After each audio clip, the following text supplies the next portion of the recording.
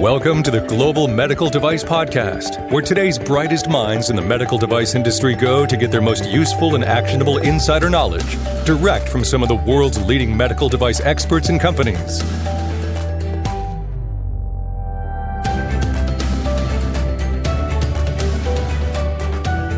If you're a medical device professional, what does your EQMS, what's it doing for you? If it's paper-based, I can tell you what it's not doing, and that's helping you accelerate the delivery of your life-changing medical devices to patients who need them most. Paper-based quality management system, it always sounds like almost like an oxymoron. How is your QA team going to achieve true quality if they're still chasing engineers for signatures or searching for the needle in a stack of papers? Greenlight Guru is the only quality and product development platform designed and to support medical device companies throughout their commercialization journey. That's because we're from the medical device industry ourselves. If you're looking to deliver high quality, life-saving devices to market on an average of 3 times faster, contact Greenlight Guru today to start the conversation. Hey everyone, welcome back to the Global Medical Device Podcast. This is Etienne Nichols, your host. In this episode, I get to sit down with Chris Gates and talk about the FDA's new draft guidance on cybersecurity for software as a medical device. If you've read or if you've heard of that draft guidance, if it's released as it is, this guidance is going to massively negatively impact the software as a medical device industry. So you might be thinking, well, if it's a guidance, what impact is going to have? And Chris addresses that in this episode. And the short answer is it's going to have a lot of impact.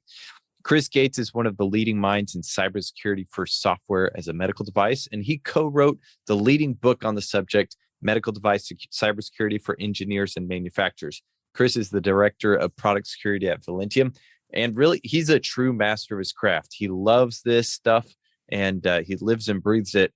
He reads these guidance documents and it'd probably be more job security for him if it releases as it is, but he wants to improve the industry and he wants you to improve the industry. So while I hope you enjoy this episode, when you're done, go to the FDA guidance documents, read it, and submit your comments by the July 7th deadline. There's not a lot of time, but go to the link in the show notes and make those submissions. I hope you enjoy the episode. We'll see you next time.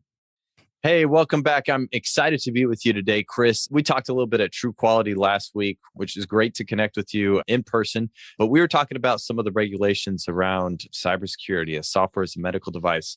We've seen a lot of new regulations addressing the cybersecurity of medical devices. I wanted to get your take. What do you make of all this activity? And before I go there, thank you for having me on again on your podcast here. And thank you for True Quality. What an amazing show. That was fantastic. Some great presentations there. Eric Henry's presentation on the QMSRs was amazing. Really enjoyed all of them, though. They were really great. So thank you so much for hosting that. Well, first off, let me say that I'm a huge fan of medical device cybersecurity requirements, regulations, and laws.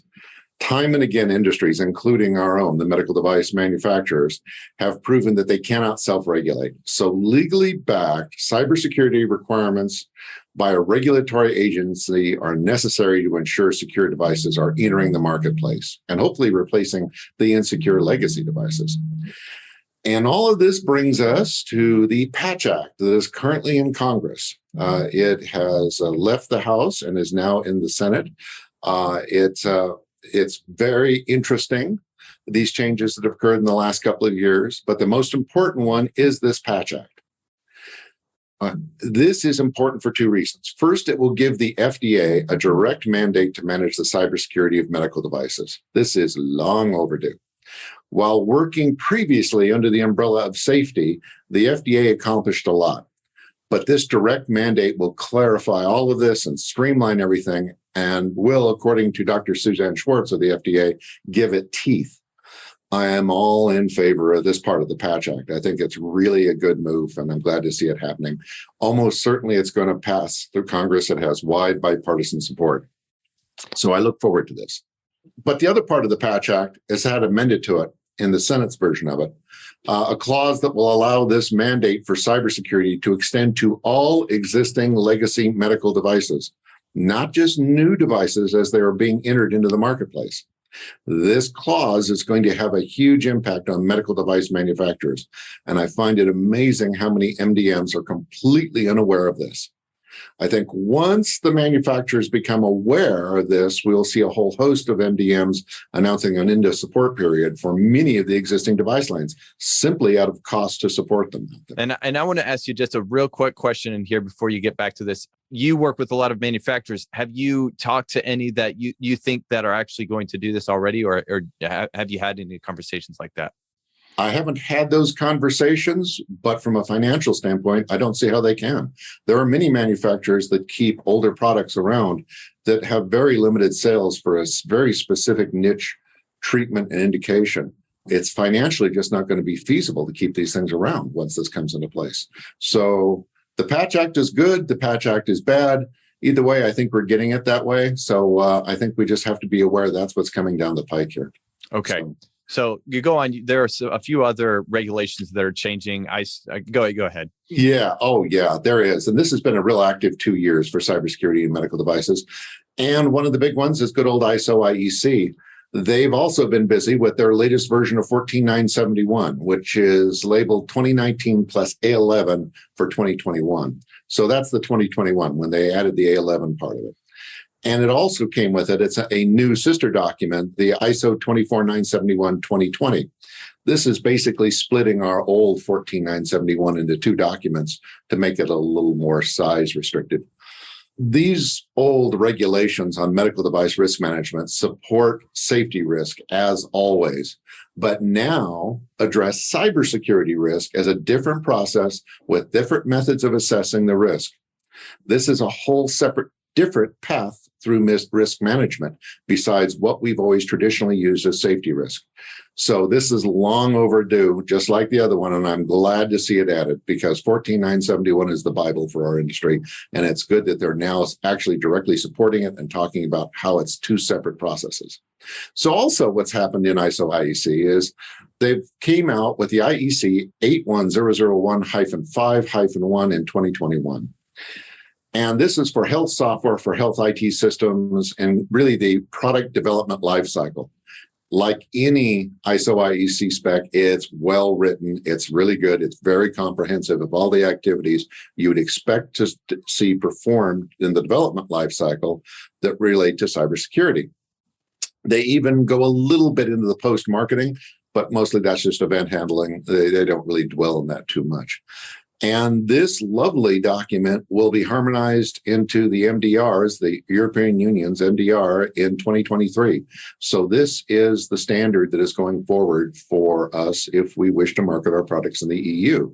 So all this flurry of stuff out here, this brings us now to the last one, which is the FDA's new draft cybersecurity guidance that was released in April. As the FDA is in the process of transitioning from the quality system regs, the QSRs, to the quality managed system regs, the QMSRs, and thus harmonizing with ISO 13485 regulatory standard, which is a wonderful thing to see happening. I'm glad it's taken a while, but I'm glad to see this finally going into place. Yes, there's some differences. Okay, there's, labeling's a little different. Some of the terms are a little different. Okay, areas of concern, but nothing major. All right. It's just good to see them harmonized to these standards. So now we can, as manufacturers in the United States, start to homogenize what we're doing for both the FDA and for the EU, and they'll be a lot more similar and take a lot less time and a lot less money to get these products into the market. So, but that's the point. And you should realize we're now harmonizing with ISO. And I was really hoping to see that this new April draft guidance on cybersecurity would harmonize with MDR and therefore a handful of excellent ISO IEC standards, such as the 81001-5-1. Instead, they somewhat aligned with consensus standards, such as IMDRF and AMI. And I want to ask a question in there. So maybe you can explain a little bit about regulatory standards versus consensus standards and why it would even matter which direction they went. Exactly. I mean, and a lot of people are not aware of that. They think of in terms of, well, it's a standard, right? So Regulatory standards are those used by countries to enforce a standard for their country. In other words, you want to market your product in their country, you have to align to their regulatory standards. And this exists for all sorts of industries, not just medical. All right, but they all have them out there. Those are regulatory standards. Consensus standards, on the other hand, are standards that someone or a group of someone's decided to create, and it is not inherently enforceable. Now, don't get me wrong here. I love a good consensus standard because they usually cover topics that are not yet addressed by regulatory standards. They are standards that are looking out years and trying to anticipate what's coming and how to do this, or something that has just been ignored by the regulatory standards. All right. So these are really good. All right. So yeah, and in fact, I work on a number of good consensus standards working groups. You also get with these multidisciplinary eyes looking at it, because no matter how much you think you know the topic, trust me, you get in the room with a bunch of other experts and they have viewpoints and use cases that you've never dreamed of. So yeah, I love that. I think it's great that we have consensus standards, but once you have a regulatory standard that covers that area, you should pretty much ignore that consensus standard, because the regulatory standard is the only one that's going to matter to you if you're intent to market your product in that specific country. And one other thing here that I need to point out, in this case, with the FDA aligning to the IMDRF is a closed group. So they're not at all diverse as far as bringing in multidisciplinary people like you would have in a normal consensus standard. This is a closed group, only allowing members from worldwide regulatory agencies.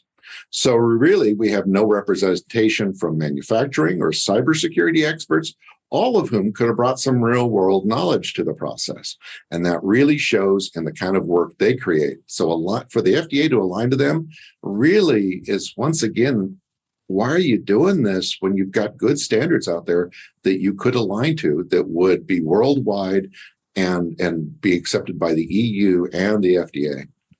Okay, so we talked a little bit about this in the past. So is that really the biggest issue with the new guidance, the consensus versus regulatory standard? Or well, no. And again, because this was written not taking into account cybersecurity experts or the manufacturers who are going to be impacted by this, you have a lot of different sections in this guidance that you have to just look at and go, what were they thinking? So no, they're not really even up to date on the current activities in the world of cybersecurity regulation. And it's clear from some of the stuff in there. Let me give you an example. The software bill of materials section. I worked for 4 years with the NTIA working groups and the great Ellen Friedman of NTIA, who's now at CISA, and continuing the tradition of software bill of materials and supply chain cybersecurity. And we literally had a lot of participation with Suzanne Swartz and Jessica Wilkerson of the FDA. They all knew what we were doing, and we were all aligned on all of this. So literally the work that came out of those 4 years of working group is what was adopted by the NTIA and NIST as the minimum elements for an SBOM. So really that section in that document should have stated machine-readable SBOMs must be created and comply with the NTIA/NIST minimum elements of an SBOM document. Period. End of story. That's it. Mic drop. You don't need to say anything else. Okay? That was really all that was needed. But then they threw in all this other noise that no one has defined or supports, such as the level of support element. What is that? Now, bear in mind, these are machine-readable artifacts. You can't just have free-flowing text out there, okay, to say something like the level of support is green or it's number 10 or it's good or whatever it is. These are things that have to be able to be parsable by code. So you can't just throw in these wish list of things, elements have to be there. Worse, they left out a few things that NIST is looking for in the minimum elements, such as component relationships. This breaks all the SBOM tools out there. It also breaks the concept of sharing SBOMs with any of the other critical infrastructure industries of the United States under the executive order.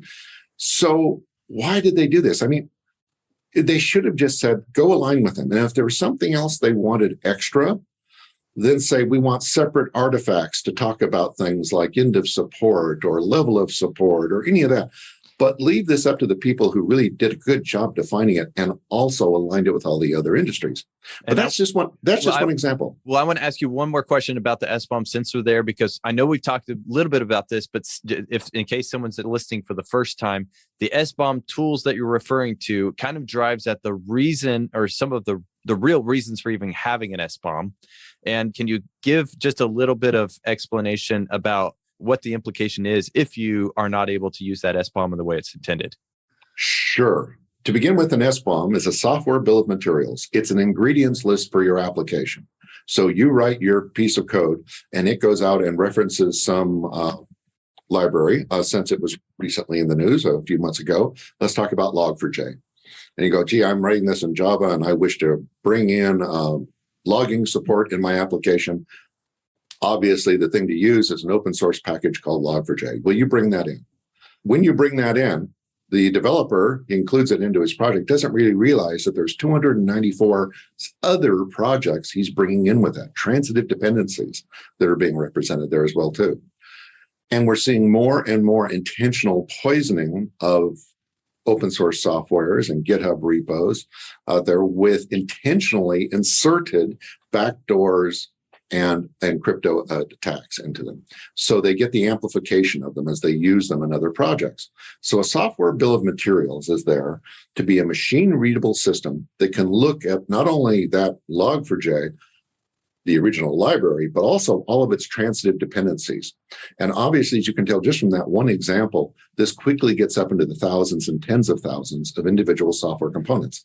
There's no way human beings can do this. So we need cooperation from all of these industries who create components, who consume components. We need standardized methods for communicating this in these software bill of materials. They're usually JSON. There's Cyclone DX and SPDX, good formats to do this in, that are all previously defined that we work with. So we can build them and create them. We can consume them. And depending upon what our use case is, we might be manufacturers consuming them to know about our products. But we may also be a health delivery organization who wants to know what their risk is when they bring your product into the thing. So these SBOMs really, really are a great tool. We're very much in a crawl, walk, run model that we're just now between crawl and walking. There's still gaps in the process, but they're getting resolved. There's a lot of open source out there to support it as far as tools, and there's a lot of proprietary coming online already to support them for various roles in this life cycle of an SBOM. So very, very useful tools. Okay. And I interrupted you. You were starting to talk about something else that is coming, or one of the other things that maybe wasn't the right way. Yeah. Yeah. And just to give you an idea, when I said they weren't even, I said previously, they weren't even aware of the current activities in the world of cybersecurity regulation. In the section on risk management and the guidance, they call out 14971, ISO 14971, and they use the 2019 version of it, not the current version. And they call it out and says it doesn't support cybersecurity risk. Well, not that version doesn't. No, if you had gotten the current version, it would have, or its sister document. So this is a lovely example of why you don't, take a small group of people into a room to define these kind of things. They may not be aware of this. Everybody's not aware of everything. So we have to have a multidisciplinary group that looks at this and says, what's the best way to achieve this? And something that's workable, something that actually aligns with other standards. This is the kind of stuff we have to start working toward, not more one-off standards out there that we have to support. So, yeah. And again, once again, they could have just gone through there and said, use 14971 and its sister document, 24971. Once again, end of story, mic drop, period, done. And it's like, would have aligned with what they're doing with the QMSRs, because we would be more harmonized with what's happening in the EU. But instead, they decided to go their own way. Another area. Later on, they talk about architectural documentation, and they talk about views. Now, whenever you hear those terms together, anybody who's developed software immediately starts to think of the object modeling group. And there are two main products, UML, and sort of a sub of UML is SysML, Unified Modeling Language and the System Modeling Language. Both great tools. They've been out there for roughly 20 years now. even for about the last 15 of which we've had SysML Sec, which is the security add-on for SysML, which creates a model. And off of that model, you can slice it a lot of different ways and create different views to look at the security and the implementation in various ways. If you were an experienced security person or an experienced software developer, that's kind of where you'd go. You'd go into there and call that out and say, these are the views we want to see. But once again, they've sort of made up their own thing and gone their own way and didn't align with existing practices and real standards. Model-based development has been mature for decades. So why try to invent your own? I mean, this is not, and it's also shown they go and they call the call flow diagram, which everybody goes, huh? What's that? Okay. Well, in UML or SysML, it's a sequence diagram. And everybody goes, oh, yeah, okay. We all know what that is. It's just that kind of a thing. So in total, I counted up 41 manufactured created artifacts that come out of this new guidance. This is not an incremental change from the 2018 guidance. It's a huge sea change. Okay. Most of these, does that really improve your cybersecurity posture? It's really debatable. Most just appear to be non-standard ways to communicate a device cybersecurity activities or posture to the FDA personnel. Too bad these weren't tools that could improve the development process, future modifications to the device, and OES convey all this information as well too. All right. So instead, they didn't take that direction. Yeah, that's a great point. The goal of the standards, the regulations, and so forth is not to communicate it to regulators necessarily. It's obviously to make safer, more effective devices. So I'm curious. So you mentioned a few different things that might make it more difficult, that aren't necessarily value add. What are some of the practical implications? Are these new requirements going to add new testing, or what are the things that are going to happen? Oh yeah, it sure does. And in fact, that's one of the most effort-intensive parts of this new guidance. This isn't just one and done testing in your life cycle that you go through and do, static analysis or boundary analysis or fuzz testing or pin testing. This is ongoing testing of anomalies, which they cleverly didn't define in the document. I mean, we can all make assumptions as to what that is, but anomalies to determine if they can be made into vulnerabilities. And this is ongoing. And then all the vulnerabilities need to be reviewed in context of potential for chain vulnerabilities. So this isn't looking at a vulnerability or a potential vulnerability as an atomic thing. You're now looking at chain vulnerabilities and their impact. And for those of you who are keeping score at home, that's an exponential increase in work over a period of decades that device is going to be on the market. If you couple this with the Patch Act, this will not only be for the new products you're kicking out that you're going to be doing for decades, but it'll also be for existing legacy devices as well.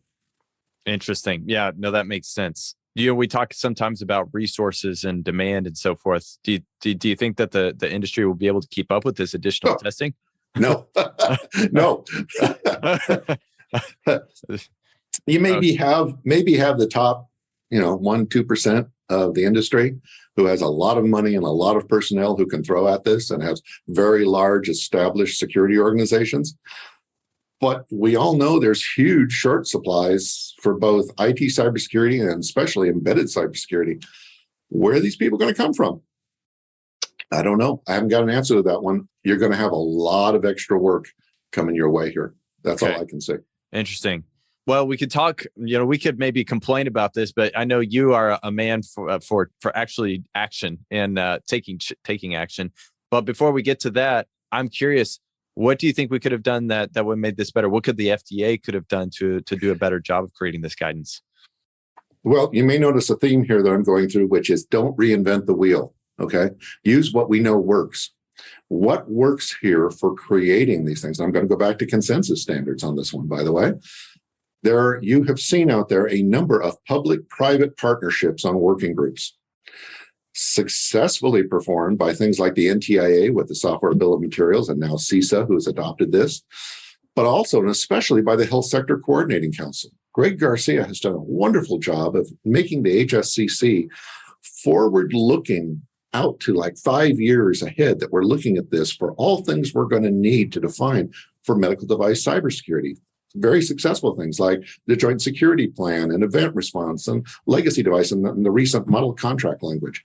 I mean, who would wade in? The model contract language is amazing because who would wade in to the relationship that is so dysfunctional between manufacturers and hospitals? And that's exactly what the model contract language does, is it goes out and starts to normalize that. What is the hospitals, what should they include in the contracts for cybersecurity with these manufacturers of the devices?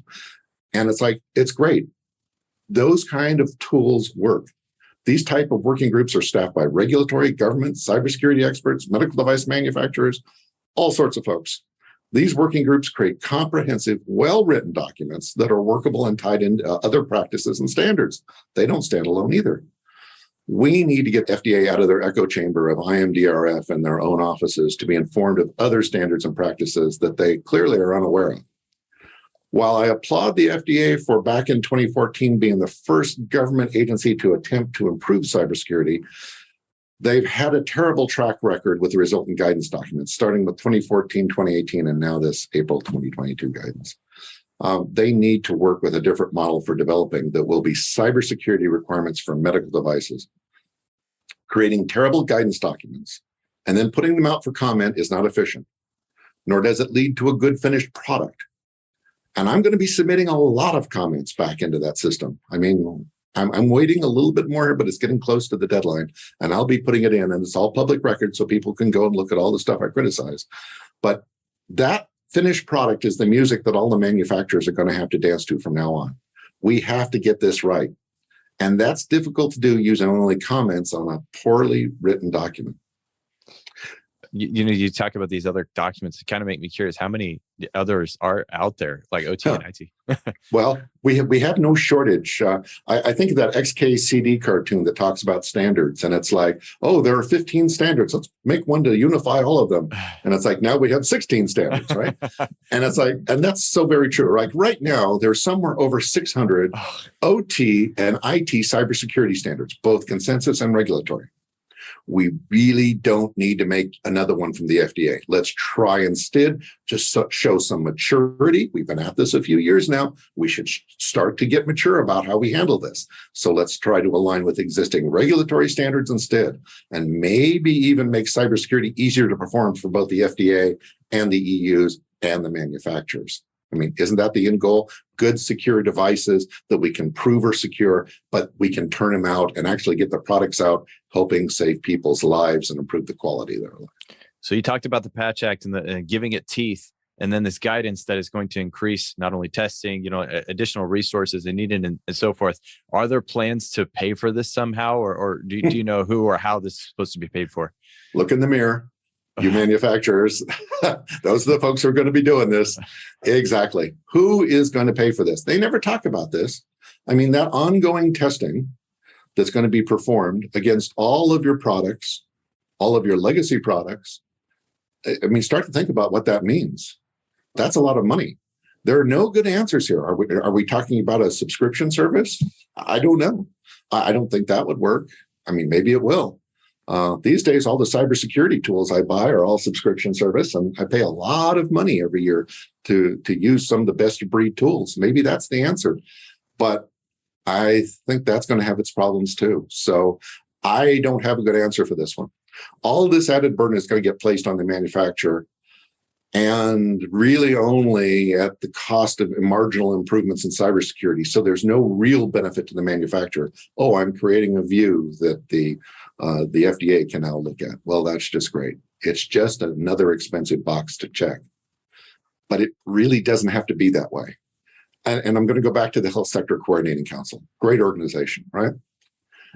So their model contract language work took basically 2 years to accomplish with a multidisciplinary crew.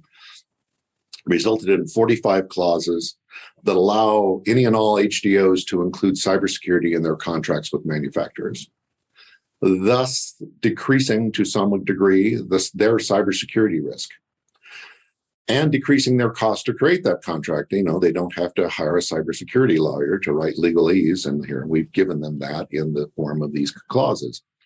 This increases the speed of creating a new contract as well. It gets these products into the marketplace faster and will, to some degree, decrease the cost for manufacturers in reviewing these contracts, because previously they were all unique one-offs, lovely little snowflakes, all of their own, that had to do intensive research and investigation by each of the manufacturers before they could do this. Well, if we can start to standardize parts of it, like cybersecurity, that will speed up these contracts and get them unique. That's how you structure creating a standard to be a win-win for everybody. All right. It's not creating something brand new that's ill-defined or undefined and no one supports and doesn't align with best practices that have been out there for decades. It's looking at how best it's going to align everybody and achieve your end goal of, in this case, creating secure medical equipment. So, yeah, it's going to be interesting. Who's going to pay for these? I don't know. I don't have an answer. Yeah. Well, so what do you recommend people do? So, I mean, we mentioned, what's going on, what the implications are. Is there anything left for us to do, or are we just going to have to sit down and accept it?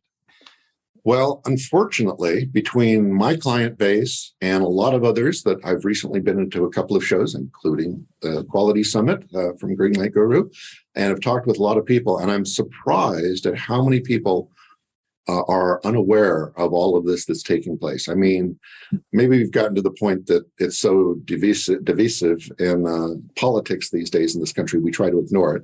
I guess I do too. But these are stuff that's going to impact our business. So the comment period for this guidance document closes on July 7th. That's not that far away. Go out there, get this guidance document, go read all 49 pages. For those who are keeping track, that's twice the size, the 2018 one, of this new guidance, and push back on some of these new processes that the FDA is trying to create. It appears to be the only way we're going to get even, hopefully, a somewhat workable set of cybersecurity requirements out of the FDA in this pre-market guidance. I wish it had a better development process, but that seems to be the only thing we can do at this point. So get involved, go look at it, see if there's things that, hey, maybe you like everything that's in it. Good for you. I like the concepts of securing the medical device. It's the execution and what they're proposing that I'm not a fan of. Well, that sounds like a mic drop to me. I'll include in the show notes a link to that FDA comment section so that you can go directly there. So go to the comments. Chris, if they were to reach out to you, how would they get a hold of you? I am Chris.Gates, Gates, at Velentium.com. Velentium. Okay. And I may have volunteered you there for additional information from people. So sorry if your inbox gets flooded. Yeah. Actually, I don't mind this at all. I'm trying to raise my industry and get it to a workable point of secure development. So I field questions all the time that are just free one-off. If the question is, how can I secure my medical device? Yes, we're going to start talking contracts. If it's, how do I do this one thing? How do I do threat modeling efficiently? What sort of crypto do I use for this activity? Feel free. I mean, this is what I do all day long, so I can answer this stuff quickly off the top of my head. Okay, awesome. Well, go check out the FDA's website, look in the link for the show notes, and we'll get that link directly to that guidance document for cybersecurity and medical devices. Chris, thank you so much for taking the time out of your day to talk about these things. A pleasure as always to be here. Thank you for having me. All right. As always, you've been listening to the Global Medical Device Podcast. Go make the industry a better place, and we'll see you next time. Improving the quality of life. I know we say it a lot here at Greenlight Guru, and I'll bet it's something you probably said at your company too. We help babies breathe at night. We give you another day to be a dad. We give you back your eyesight. Those are some of the things the medical device industry and our customers are able to say because that's what they're doing. They're improving the quality of life for these individuals. Greenlight Guru is the only quality management software designed exclusively for the medical device industry. We built our software around standards like ISO 13485 and risk-based principles to help you bring safer devices to market 3 times faster. We're building the tools that will make it easier for you to build yours. If you're ready to find out how to improve the quality of life, contact greenlight.guru today.